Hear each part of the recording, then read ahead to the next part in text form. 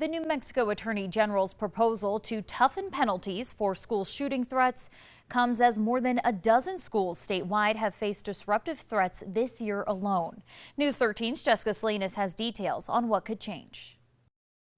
AG Raul Torres calls this a bipartisan effort. The proposal would upgrade shooting threats from a misdemeanor to a fourth-degree felony.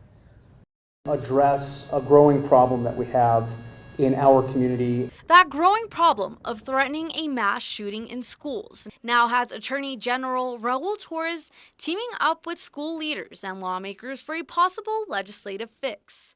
Unfortunately, in the state of New Mexico, we currently treat threats against our schools as misdemeanors. And I don't think that is in alignment with where we are as a community. That new proposal would treat mass shooting threats aimed at large public venues or schools as a felony instead of a misdemeanor. Not everybody realizes the number of these type of reports that we get, whether they come in social media wise, whether they come in phone call or in person. But the impact that that has is chaos. It causes chaos.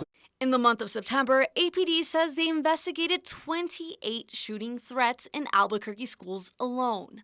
Around a dozen other threats have happened in schools outside of Albuquerque. Raising the crime to a felony would allow police to more easily conduct search warrants and better track the crimes of juveniles' records compared to misdemeanors. This is about us getting consequences for those that are impacting all of the community.